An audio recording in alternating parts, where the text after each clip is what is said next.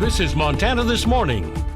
The Boseman City Commission looking at lowering the speed limit in two busy neighborhoods. Coming up, why and where these speed reduction efforts are being considered. Tonight, former President Trump and Vice President Harris are set for their first face-to-face meeting on the debate stage. I'm Jared Hill in Philadelphia with the very different ways the candidates are getting ready. I'm Jonathan Amberian at the state capitol. Advocates say people over the age of 50 and those living with disabilities are significant demographics in Montana. I'll have a closer look at two recent surveys aimed at identifying some of the issues those groups are concerned about during this year's election. Alrighty, it is 6 o'clock. Matt, how you doing this morning? I'm tired. I am too. I hate to say it, but that's okay. It's Tuesday. We're cranking through the week as quickly as we can. Yeah, I think the hardest part for me is the amount of smoke that we're dealing with. Gosh, it's hard out there. Yeah. I had some kids that were doing some cross-country work, and it was very light aerobic. We're right on the brink of going from the moderate to the more hazardous air quality. It's scary out there for the kids that are working hard trying to get ready, and for the adults as well. Air quality reports right now all sitting in the red for southwest Montana. West Yellowstone right now is good, but we're basically unhealthy to moderate depending on location. Temperatures into the 40s and 50s right now.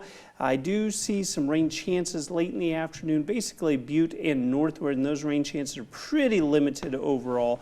I think most of us stay dry today. Daytime highs expected to be right around that 80-degree mark again this afternoon with thick smoke sticking around. I'm going to talk more about the impacts that'll have for the rest of the week in just a few minutes. All right, thank you very much, Matt. Now, it's been nearly 2 years since Boseman High School teacher Kelly Fulton was killed while riding his bike to school.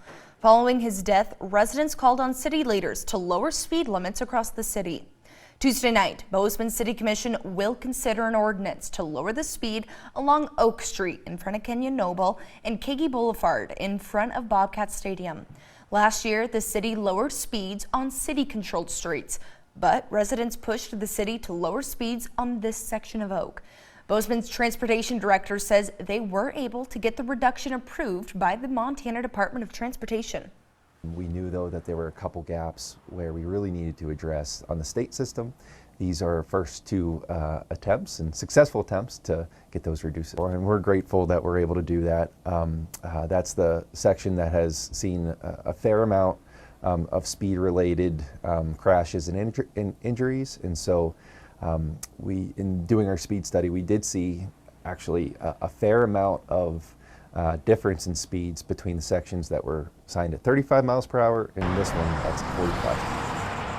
If city leaders approve the changes, the speed limit on Oak will drop to 35 miles per hour and the speed limit along Kagi will drop to 30 miles per hour. If the ordinance is approved, the speeds will change in about 1 month. And tonight, Vice President Kamala Harris and former President Donald Trump will face off in their first debate. This is a pivotal moment in the campaign for both candidates as battleground state polls show that razor-thin margins separate the two. CBS News' Jared Hill is in Philadelphia with more on what to expect at tonight's debate and what's at stake. Anticipation is building in Philadelphia, where Vice President Kamala Harris and former President Donald Trump are set to meet in person for the first time on the debate stage. Harris already previewed what she expects during a radio interview.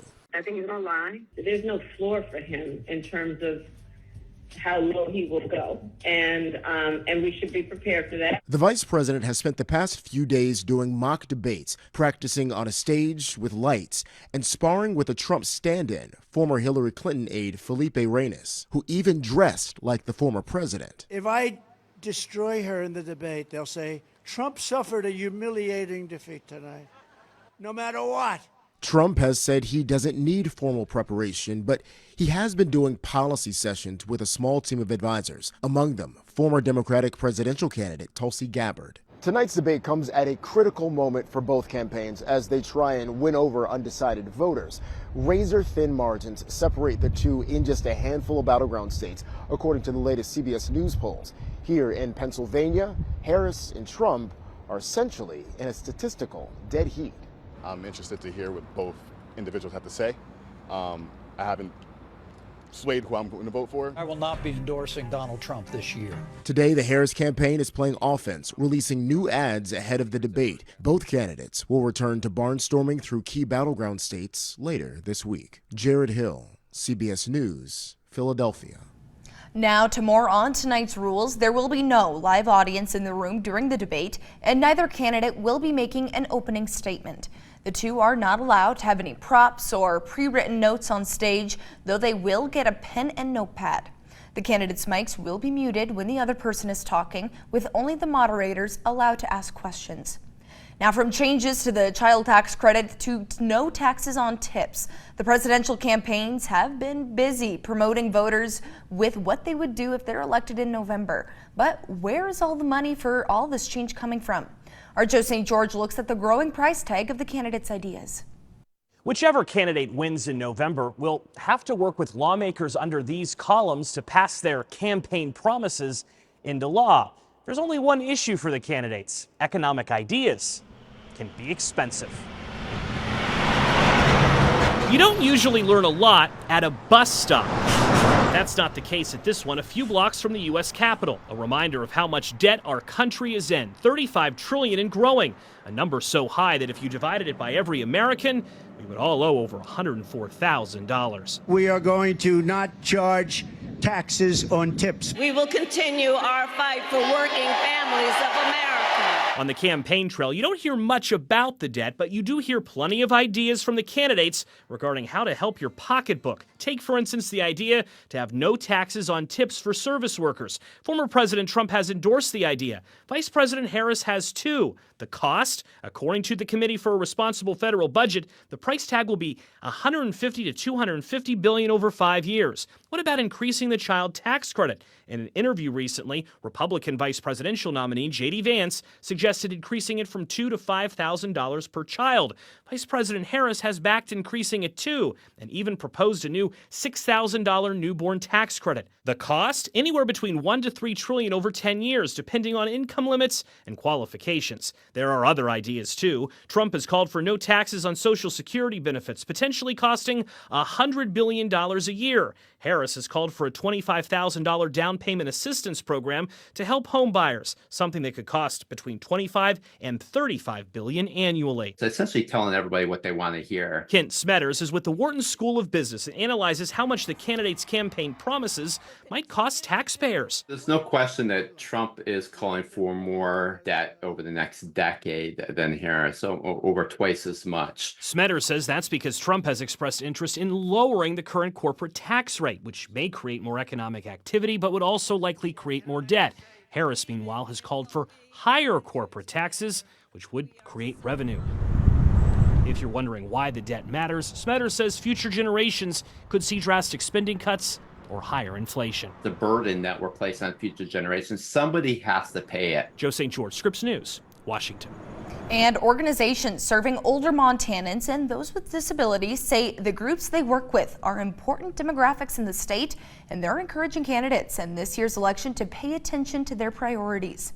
MTN senior political reporter Jonathan Amberian takes a closer look at two recent surveys outlining some of the issues important to these voters.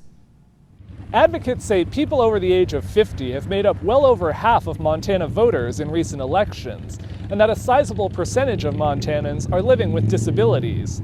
They're hopeful that during this year's elections, those groups' voices will be heard. These candidates are recognizing these issues as big issues, and they understand that the disability community is large and has a huge impact on shaping policies. Candidates would be very, very wise to listen to the issues and concerns of the 50 plus if they want to win in November. Last week, AARP Montana released a survey conducted by a bipartisan polling firm. In addition to voters' preferences in political races, it also laid out top priorities for voters 50 and older. Many pointed to issues like immigration and inflation, but Social Security, Medicare and Medicaid, and property taxes also stood out. AARP Montana State Director Tim Summers says Social Security has been even more top of mind in Montana than other states they've polled. Look, we're a rural state, and so many of Montanans 65 and older do rely on their Social Security, and that is a big factor in their monthly considerations for prices, etc., and the amount they spend. Disability Rights Montana says 29% of Montanans report having disabilities, ranging from mobility challenges to hearing and vision to cognition, and 21% identify as having a mental illness. On Monday, they released a candidate survey. They asked the people they worked with to identify top issues, then narrowed them down to 10 questions on topics like Medicaid, accessible housing, healthcare disparities for Native Americans, and services for people with disabilities. This is a community who feels that politicians don't typically hear what their concerns are.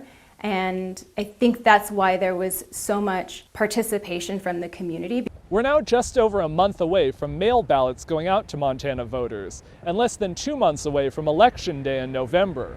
In Helena, Jonathan Amberian, MTN News. And Monday afternoon, Central Valley Fire was dispatched out to a construction explosion.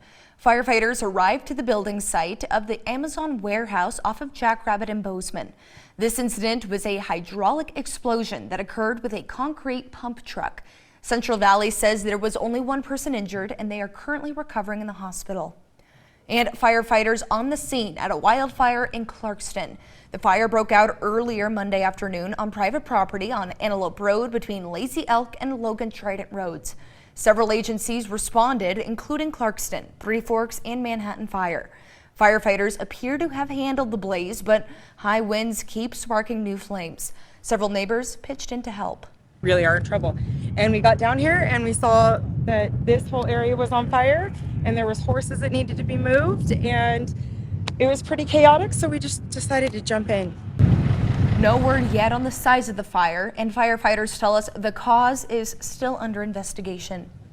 And wildfires burning all across the West, including blazes in Idaho and western Montana, are contributing to that thick smoke and unhealthy air quality in southwest Montana. A thick blanket of smoke hangs over the valley floor in Butte, obscuring the Highland Mountains to the south of town.